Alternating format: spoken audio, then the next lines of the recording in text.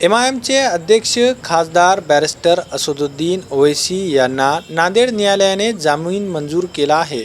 2010 मध्ये MIM पक्षाचे राष्ट्रीय अध्यक्ष असदुद्दीन ओवैसी हे महापालिका पोटनिवडणुकीच्या प्रचारासाठी नांदेडमध्ये आले होते। विना परवाना जाहीर सभा व रॅली काढल्याप्रकरणी 9 जणांविरुद्ध आचारसंहिता भंगचा गुन्हा दाखल करण्यात आला होता। या प्रकरणाची नांदेड न्यायालयात सुनावणी सुरू आहे। असदुद्दीन ओवैसी यांना या प्रकरणाची माहिती मिळताच त्यांनी स्वतः न्यायालयात धाव घेतली। नांदेड न्यायालयात हजर असताना जामीन अर्ज दाखल केला। त्या आधारे आज माननीय न्यायालयाने त्यांची विनंती मान्य करून त्यांना व इतरांना जामीन मंजूर केला आहे। नांदेड न्यायालयात असदुद्दीन ओवैसी यांच्यासह MIMचे प्रदेश कार्याध्यक्ष गफ्फार खादरी, प्रदेश सरचिटणीस सय्यद मोईन, मराठवाडा अध्यक्ष फिरोज खान लाला, जिल्हा अध्यक्ष मिर्झा अमजद बेग व इतर कार्यकर्ते मोठ्या संख्येने उपस्थित होते।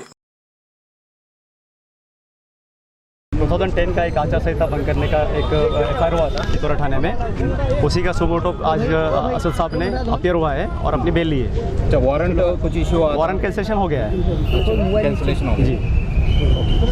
नहीं, लाने वाले हैं नहीं लाने वाले नहीं मालूम, मगर ये बहुत पुराना RSS का, जनसंघ का और अब BJP का ये एजेंडा रहा है। और वो भारत की जो प्लुरलिज्म है वो उसको शुरू से पसंद नहीं करते।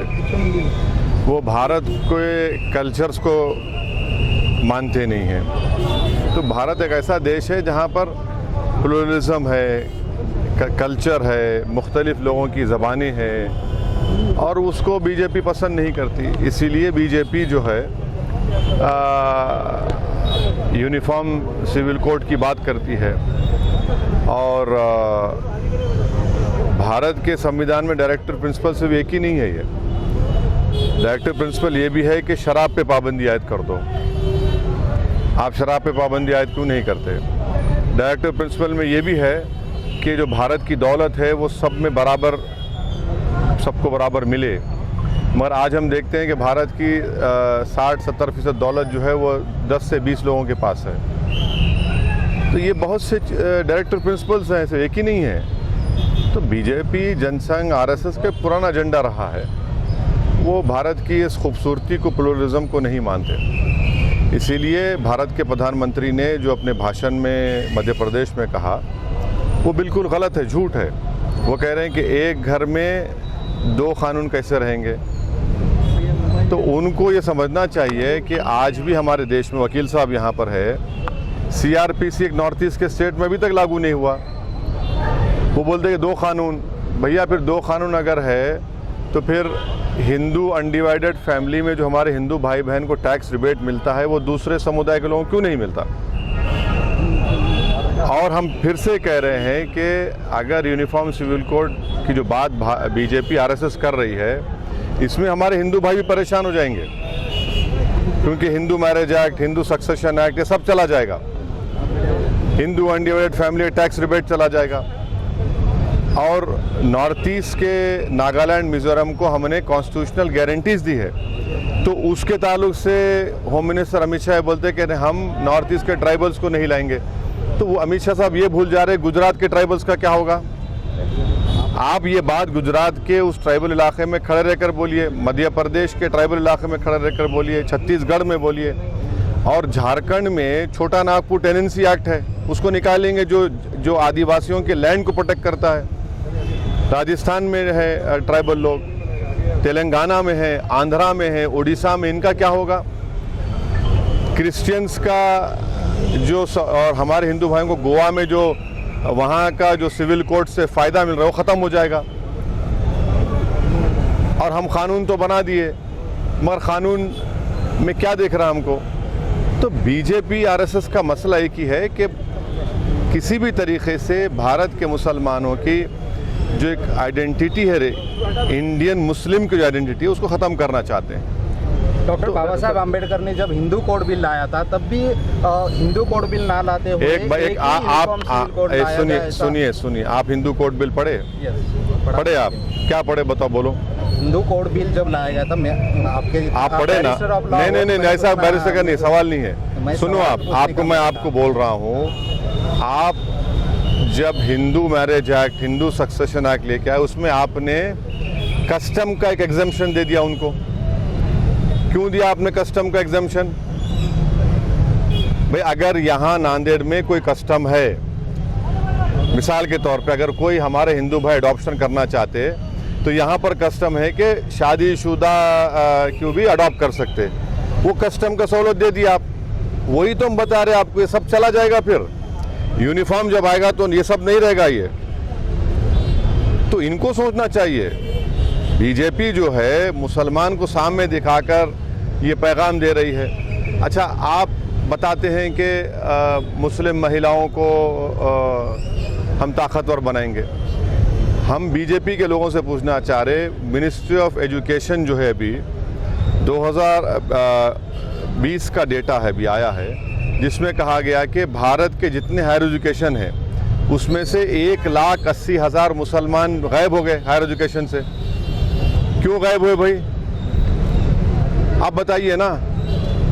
आपने स्कॉलरशिप को, प्री मैट्रिक स्कॉलरशिप को आपने रिस्ट्रिक्ट कर दिया, मौलाना आज़ाद फेलोशिप को आपने बंद कर दिया। आप महिलाओं की बात करते हैं, 15-16 साल में उत्तराखंड की आबादी के बराबर भारत की बच्चियां मिसिंग है, यानी फीमेल इन्फेंटिसाइड हो गया। उसका कानून आपने बना दिया, कौन जिम्मेदार है उसका? और फिर बार बार बीजेपी के लोग बोलते कि नहीं वो देखो मुस्लिम कंट्रीज को देखो। अरे मुस्लिम कंट्रीज मोनार्की है, वो ये डेमोक्रेसी है। और आप बाबा साहब का हवाला दे रहे। बाबा साहब अम्बेडकर ने 1948 में क्या कहा था? इसी के बारे में क्या कहा था, यूसीसी के बारे में? अब वो भी तो पढ़ लीजिए आप। तो ये सब चीजें हैं। सुप्रीम कोर्ट में 370 कलम रद्द अभी तो चल रहा, अभी तो चल रहा, शुरू हुआ है। अभी कैसा बोलेंगे? जब सुप्रीम कोर्ट में है तो ऑनरेबल लॉर्डशिप चीफ सीजीआई के बेंच पर है, वो डिसाइड करेंगे। सर, सीमा गुलाम हैदर के बारे में आप क्या कहना चाहेंगे, जो पाकिस्तान से हिंदुस्तान आई है बगैर वीज़ा के, बगैर परमिशन के? जांच एजेंसियों की सिक्योरिटी के बारे में आप क्या कहेंगे सर? वो आ गई यहाँ पर। जी हाँ सर। आकर क्या कर रही है यहाँ पर? शादी कर ली है सर यहाँ। किससे शादी करी? सचिन कोई। अच्छा, उसने अपना धर्म बदला? बच्चों के साथ यहाँ आई है बगैर पासपोर्ट के। अच्छा, और यहाँ इंडिया में आई है, आ गई है। अच्छा, अभी साथ रह रहे हो? जी हाँ सर। उनके साथ रह रहे? जी साथ रह रहे, बिल्कुल। जी पूरी मीडिया में चल रहा है सर अभी इस पे बताइए क्या हो रहा है? फिर रिलीजियस कन्वर्शन लॉ बना दिया आपने। ये लव जिहाद नहीं हुआ? नहीं मालूम मेरे को, ये नहीं हुआ क्या? तो वो पाकिस्तान से कैसे आ गई यहाँ पे इंडिया में? नेपाल के जरिए आई है। नेपाल के जरिए सर। अरे भैया, ये बीएसएफ को बोलिए, अमित शाह को बोलना चाहिए, ऐसा कैसे बॉर्डर क्रॉस करके आ गए? सर उसे रॉ एजेंट कहा जा रहा है पाकिस्तान का, यहाँ की मीडिया में चल रहा है, रॉ एजेंट कहा जा रहा है पाकिस्तान। वो रॉ एजेंट है? जी। 3 बच्चों के साथ रॉ एजेंट है? अरे वाह, अरे पिक्चर बननी चाहिए, फिर तो हिट हो जाएगी ये तो। नहीं मालूम, 3 बच्चों के साथ। अच्छा, वो वहाँ पाकिस्तान में शादी करके 3 बच्चे पैदा करके रॉ एजेंट बन के यहाँ आ गई। अच्छा, वो शौहर को छोड़ी नहीं छोड़ी? वो पहले वाले को नहीं छोड़े? अरे वाह, ये कौन सा? दुबई में। हाँ, पहले शौहर दुबई में। अच्छा, उसको नहीं छोड़े अभी? पता भी नहीं, मालूम ही नहीं हुई। अच्छा, मालूम भी नहीं। इंडिया को मालूम। और यहाँ पर उनका शादी हो गया? जी सर, हो गया। अरे वाह, हिंदू धर्म भी है। अरे ये कैसा हो गया भाई, बगैर छोड़े शादी भी कर लिए? अरे मजा, अरे ये तो नहीं मालूम मेरे को। ये ग्रेट है ये तो। क्या बोले अब इस पर? क्या बोलेंगे? ये तो अब वकील साहब आप बोलो इस पर, कानून आप बेहतर जानते हैं। आप काला कोट पहने हुए, मैं तो नहीं, मेरे को नहीं मालूम। वो पाकिस्तान की है, शादीशुदा है, 3 बच्चे हैं, और आप बोल रहे रॉ की एजेंट है, अपने हस्बैंड को नहीं छोड़ी पहले, और नेपाल से एंटर हो गई, और किसी के साथ यहाँ पर शादी भी कर ली। शादी कर लिए? जी सर। कन्वर्शन भी होगा। तो ये कौन सा कानून में शादी हुआ है कि हस्बैंड एक हैरते पे शादी हो गई? फिर यूसीसी की बात बीजेपी करती? क्या बात है? देखिए बात।